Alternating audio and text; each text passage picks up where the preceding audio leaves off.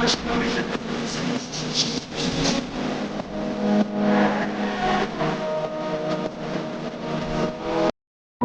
my journey where I am making decisions for my happiness that don't make sense to anybody else around me. Look, you gotta be your own source of happiness first. Your own confidant, your own friend, your own therapist, your own coach, your own motivator. You are crazy to think that you can give all this power to somebody or that someone can make you more happier than you can for yourself. No. Whenever you struggle with that, just think about it. When is the last time that you have been truly happy? Where did that come from? And go back to that place. I think some of the happiest people on earth are the people who are in touch with their childhood. And I think that's why a lot of childhood things bring us so much joy. So I've been coloring, I crochet, of course I love to crochet, but any crafty thing, going outside playing, I've been in Disney for the last 2 days. It just brings you a certain level of just joy. And I think if you really want to be happy, you have to tap back into your childhood and do the things that you enjoyed as a kid, and that's when you'll be like, oh, okay, life ain't so bad. Okay, so this year has been abnormally good for me. I mean, every single category of my life improved. I got my dream job. Yes, I'm an influencer, but I do work in real life. I was able to grow my platform and views. I literally got over 120,000 followers in 1 year, when I've been doing this for many years before that. Literally tripled my income, not double. I found love, the love of my life actually. I'm talking soulmate level love. And I was able to start my business. If I'm being for real, there's nothing more I could ask for this year. So if you guys want any of these things, I'm gonna tell you exactly what I did and what you can do in the year 25, get what you want as well. This is not gonna be an eat 12 grapes under a table folktale kind of video, because I know that's what you're looking for. This is going to be a legitimate spiritual and practical approach that will not only give you the blueprints, but also make you attractive to the things that you want and draw those things to you. So if you're ready, grab your pen and paper and have a seat, because I'm about to put y'all on. So I came up with the list, and the first thing I did was let go. I let things go, and hear me out, figuratively and literally. This is actually one of the most important lessons that I've learned. I feel like understanding why letting go is important, one, helped me to do it, and two, created space. Although I got a lot this year, I did lose some connections and some other things. If you're someone that's tied to the things that you have now, really tied, this is not your game. Because I'm gonna tell you something right now, you're not getting anything new if all the spots to fill are already taken. You want new things, you gotta let old things go. There's no way around it. Things that I lost, at one point, I thought I really needed. You could not pay me to let go of those things. But as I stand here today with my way better things, my better connections, my better opportunities, it's wow, I'm so glad I made space for everything new. There's a certain type of person you have to be in order to have the things that you want. The person that you want to be does not necessarily have the things that you have now. For instance, that person that has an amazing marriage and spouse doesn't have 3 situationships. You may have to let your ex go, or that guy or girl you feel most comfortable with, to make space for what it is you actually dream of. The person that you see yourself as in the future, with successful friends and beneficial relationships, that person doesn't have gossipy friends with poor spending habits. They just don't. A lot of the work is in assessing who we are now and trying to match the person we see ourselves as, whether that means adding or subtracting. So this year I did a little experiment and I said, I'm gonna allow things to go. I'm setting my intention on who I want to be, and whatever doesn't align is free to go. And I actually let it go. I only wanted what my future self had. And I believe what made letting go less difficult is the fact that I gave it permission. I consciously said, I'm willing to let things be replaced in my life. So it didn't feel like anything was being taken from me. But anyway, I let things go. I allowed them to walk away. I allowed myself to walk away. You know what that did? Freed up space. I mean, how can you expect new things if all the seats in your life are taken? So number 1, leave things where they're at, and you can feel when it's their time to go. Don't ignore that feeling. Okay, the second thing I did this year was increased my service. Increased my service and value to others. Now stick with me, guys. I'm telling you, this is not bullshit. Now this one might be a little tricky because doing things for others just because can actually bring bad luck, because it's the intention that drives the outcome. You do something for someone because you want them to like you, that's bad luck. You do something for someone because you need something back, that's bad luck. If you do things for others because in the long run it makes you feel better for yourself, that's bad luck. The type of service that I'm talking about that opened the floodgates of heaven and let me receive everything good was selfless. It had nothing to do with me. You could increase your service at your job, at a hobby, on a platform. A lot of your platforms are not performing well because you need something from somebody. Want views? Views don't do anything for other people. That's for you. Want more brand deals or free things? Brand deals don't do anything for other people.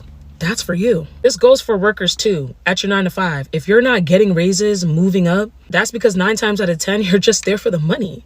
And that's okay, because we gotta eat.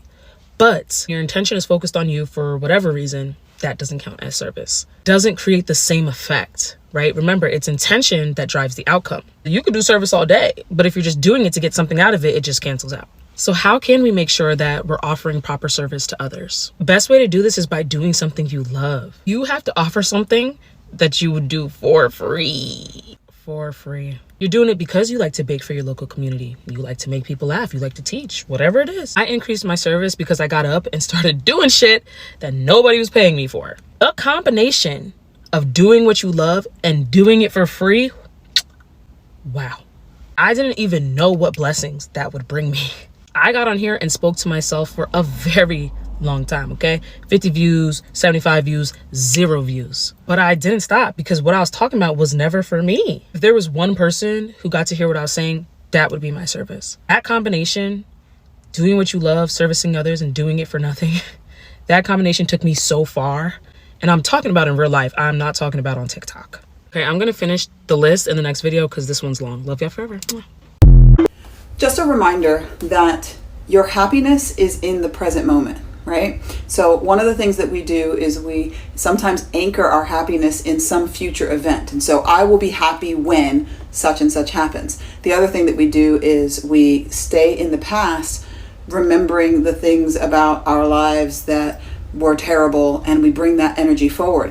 Whether you're in the past or you're in the future, you are robbing energy from the moment. You're like stealing vital energy from yourself in the moment, and you're also stealing your joy in the moment. And so, like, you all know I time travel, so I'll go forwards and backwards a little bit, mostly forwards, but you don't want to stay there because the seed of all your joy is actually in the present moment. And so this morning I was doing a live. I'm going to do more of that, more lives with breath work and energy cultivation because people are interested in how to do this. So thank you everyone who joined me. But the present moment is somewhere that you want to cultivate your energy because that is where the seed of joy is. The example I gave this morning was I can help you find, some kind of happiness in the moment if I tell you that, oh, by the way, I just happen to have a spare $10,000 sitting around and I'm going to give it to you. You'd probably be really happy in that moment because you've anchored it to something. But the seed of that joy, of that feeling was already inside of you. If somebody told you that you were going to have $1 million in your bank account in a week, the week leading up to the $1 million getting to your bank account, like you absolutely know you're going to get it, you're going to be feeling some kind of way. And so that feeling of being in alignment with your joy is something that you want to cultivate. So breath work is one of my favorite ways to stay in the present moment. Breath work, staying in going in nature, like all of these plants around me. It's very easy to be present with the plants because they're like right here now. I look at them, they bring me joy, and they can cultivate that moment for me. So if you are, one of the traps is that sometimes we're reminiscing about the way things used to be and we want to bring that forward. You can't have that back. It's never coming back. So the energy spent in the past is wasted energy. And then again, if you're anchoring it into something that's going to happen in the future, focus on what you can do today now to bring that future closer to reality, but find the gratitude in the moment. If you can find the gratitude in your present life, then all of the other things will be added to you with much greater ease. If you're in the vibration, you have to be in the vibration of what you seek in order to manifest anything. And so being in the vibration of love, if you're seeking love, be love, act like love, show love, right? If you're seeking abundance, act abundant, act as though it's already happening. These things are really, really important.